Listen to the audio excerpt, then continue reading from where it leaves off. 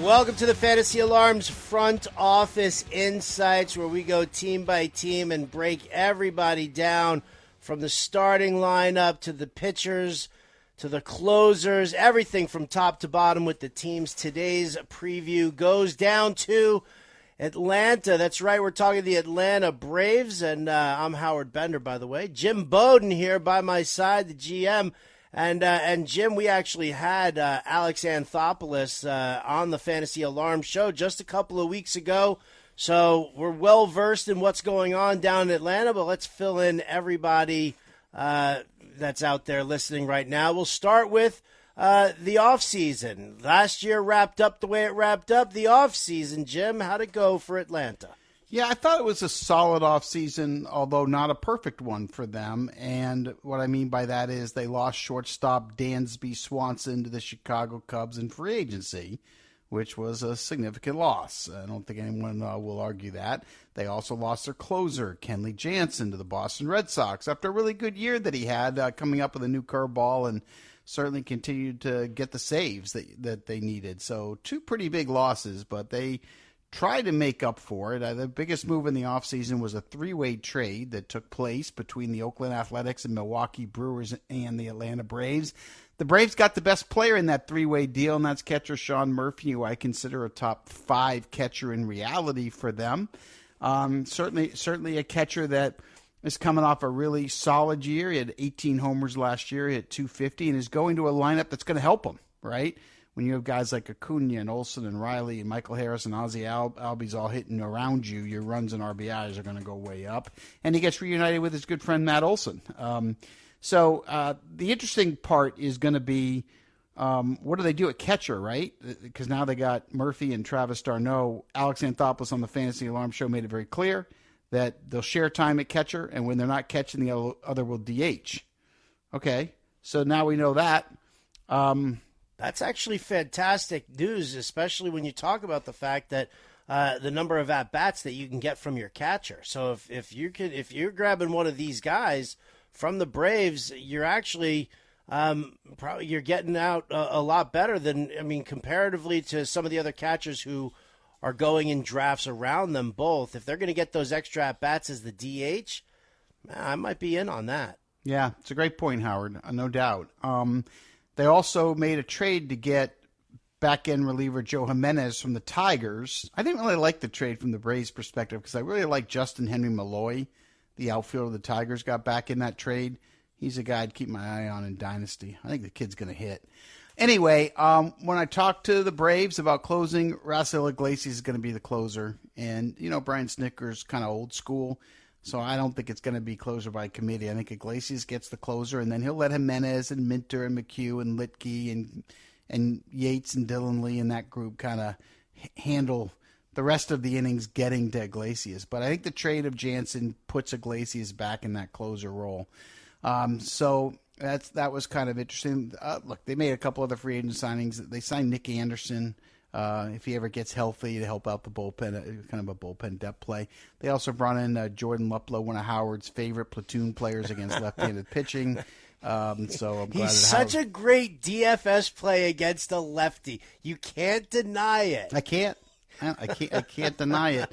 But now the question becomes, when we take a deep breath, with all the moves that they made, right? If d'Arnaud and Murphy are going to share catching and DH, then who's in left? Is it Marcell Ozuna, who did end up with 23 homers, although he had 226 last year, and he can't throw? Is it Eddie Rosario, who had 212? Is it Jordan Luplow? Is it Sam Hilliard? Are they platooning? Are they competing? Is there any scenario where Arcia could be moved to left field? I don't know who's in left field. And the loss of Swanson means Vaughn Grissom's a shortstop. 5 homers, 5 steals last year in his first 156 plate appearances. Hit 291. Got hot when he first came up. Got cold at the end. Well, what do you think? What did you think about him as a prospect coming up? What did you see in him? Is this a kid that you looked at and said, this kid can hit? 20 homers, 20 steals, can play shortstop. I like him. A lot of energy. But how long before he can do that? I don't know the answer to that, right? We saw 2 Vaughn Grissoms. He first came up and he was exciting, and we all sat there and said, wow, and then the league kind of saw him. They found some holes, and they got him out. So I don't know how he's going to adjust. I think I like him. I would take a chance on him. I'm not going to depend on him. He's one of those guys I'd like to have my shortstop and my second baseman, and then in fantasy have Grissom as on the bench where maybe he's a middle infielder at some point down the road, or I got him on the bench in case he kind of breaks out. It'd be nice. So anyway, that's kind of what the Braves look like. Again, kind of a mixed off season for me. They're going to miss Jansen and Swanson. Murphy's an upgrade to an extent. Iglesias now becomes the closer and gets saves. So that's kind of where they stand. But solid off season, not special. Murphy was the highlight. Okay, so we can go with a B+ or B even for that. Let's look at what we've got going on around the horn here. Obviously, like we said, Murphy, D'Arnaud, gonna share time behind the plate. Matt Olson, you know how much I love him. He's at first base. Ozzie Albies at second. Austin Riley at third. The aforementioned Vaughn Grissom at shortstop. The outfield is fairly locked down. Ronald Acuna in right. Michael Harris in center. So yeah, I guess the toughest spot to look at here is DH in left field, and whether or not they're going to get any of these guys in there. Yeah, and I think the other thing to keep in mind with Braves players is the Braves like guys to play. A lot of teams today want to rest everybody. They want to make sure they get enough rest. Play 6 games, get a rest, move guys around. The one thing about the Braves is they want you all playing 162. So when you're sitting there and you're talking Olson and Riley and Albies and Acuna and Harris, when they're healthy, Braves are going to play them every day, which is a huge advantage in fantasy. The more you play, obviously, the better numbers you're all going to get. So that's one thing. I love Braves players. Be honest with you, I would love to have Acuna, Harris, Olson, Albies, and Riley. So that's pretty incredible when you talk about the Braves. I want 5 of those guys in my starting lineup in fantasy. I'll take all of them. Do a big Brave stack.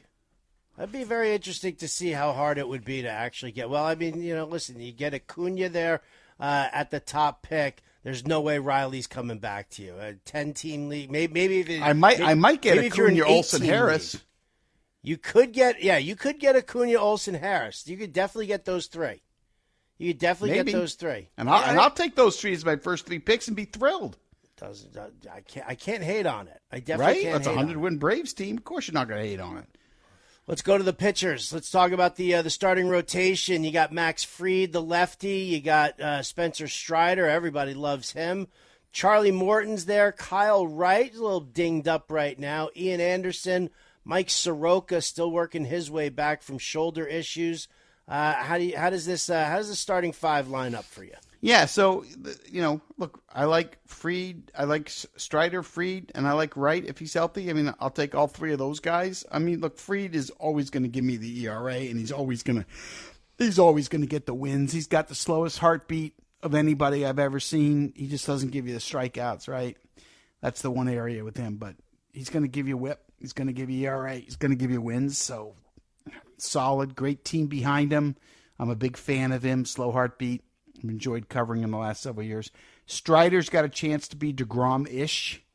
So in fantasy, DeGrom's got more value than Fried. I'll take Fried in reality to win a World Series, but Strider's upside is DeGrom-ish, if that's a word, or Verlander-ish. It's pretty good. He had 202 strikeouts last year at a 2.80 ERA or something like that. So I'd rather go Verlander-ish than DeGrom-ish, given the way that DeGrom doesn't throw the ball anymore. Agreed. But Strider's stuff is just nasty, silly. I'm Strider, Fried, and Wright as long as he's healthy and has a good spring. I'm in. We had Alex Anthopoulos on. We asked him about the 5th starter. He said it'll be a competition between Anderson, Soroka, Bryce Elder as well, and he even mentioned Kobe Allard, which I don't know why. I think it'll be between Anderson, Soroka, and Elder. Morton, I'm going to fade. He had over 200 strikeouts last year, and they love him, and he's on a good team to get wins. I'm fading him. I want to get ahead of the decline. He didn't look right to me at times last year, but when I debated that with Alex in September, he had a very good point when he said the velo and the metrics were saying it's the same. He wasn't getting results. I saw a different guy, and it made me very nervous. So I'll be fading Morton. Not fading Morton Steakhouse now, just fading Charlie Morton. Just Fantasy.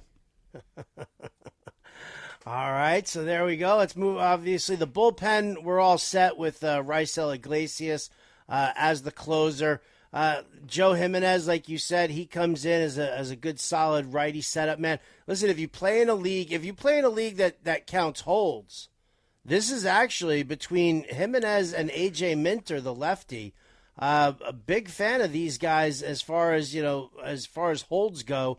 As you're rounding out the rest of your roster, it has nothing to do with whether or not Iglesias. Iglesias is not a guy who you're like, I think he's going to lose the gig to these guys. But if you're looking at a league where saves and holds count, like I think the last Tout Wars draft that we talked to Jen Piacenti about, they do the combo. Minter and Jimenez are definitely solid guys to own. Yeah, they really are, no doubt about it. All right, Jim. As we go through the rest of the Braves and their organization here, let's talk about the kids. Any rookies to spotlight? Anything in the farm system that you're eyeballing? Yeah, I mean, no rookies because the rookies all got there last year, right? So Michael Harris is there, Strider's there. That's the story. And they had to trade a lot of their other top prospects, like Shea Langeliers was traded to Oakland to get Matt Olson. So, they had to move some top prospects to make some of the trades that they've made lately. William Contreras, of course, was sent out in the Sean Murphy deal. But they still have some pitching in their farm system that we're looking at, but none of which is going to affect this year.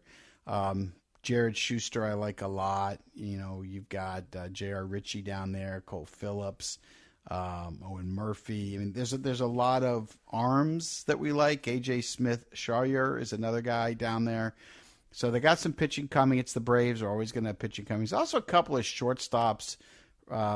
If you're running in Dynasty, you got Braden Schumacher and you got Ambrose Tavares as a couple of shortstops as well. But in terms of for this year only, I really don't see any of their prospects making any impact on this Braves team. This Braves team's pretty well set.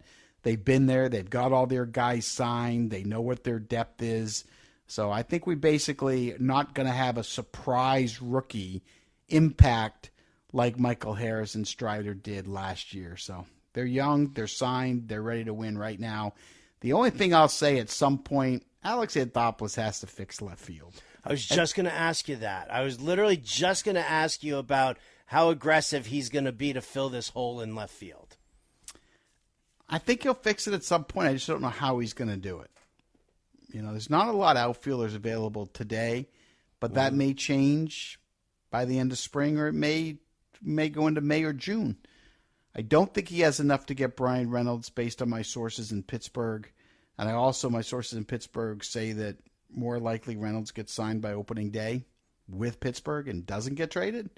But even if he were traded, it doesn't sound like the Braves are a match for them. So I don't know where they go. Maybe it's Anthony Santander of Baltimore at some point if they don't get off to a good start. Maybe the Miami Marlins trade one of their outfielders. But I just kind of look at Ozuna, Rosario, Hilliard, and Luplow and go, that's not good enough. It does not sound appealing in the fantasy realm or the reality realm at all. So, yeah, it'll be interesting to watch how that slot ends up getting filled up. All right, Jim, let's wrap up our Braves talk here with a little sleeper, a little bust. Who you got for us today? Yeah, so my sleeper, I'm going with two of them, if you don't mind, because I'm going to go one position player, one pitcher. So I'm going to go Vaughn Grissom because he's got a chance for 20 homers, 20 steals. I mean, if all of a sudden he does what he did when he first came up, and Ron Washington, their infield instructor, swears by Grissom and really believes he's going to do it. And Dana Brown, who's now the general manager of the Astros, who is going to be on GM's Corner with you and I next Monday at 2 o'clock Eastern time. We're going to ask him also about Grissom and what he thinks on the air, but he really believes in Grissom too, being a guy like Harris and Strider who's going to impact them. So I think he's a real sleeper. I think the slump he had after he came up it really helps the fact that hurts his ADP.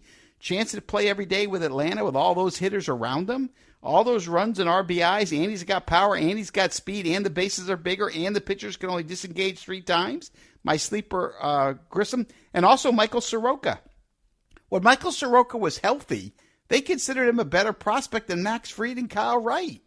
Like now we're just like, well, he's been hurt. And look, he may not come back and be the guy he was. None of us know that. We have to watch him. But it's a sleeper if he does.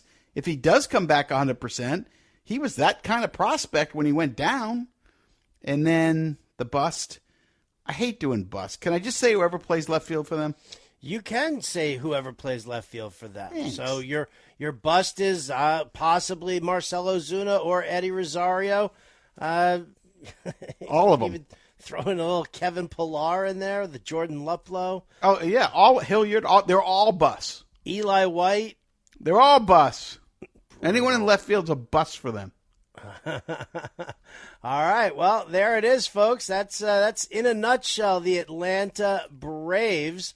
We got you there for top to bottom. Great place to fish for fantasy. Reality, it's going to be a strong team here once again.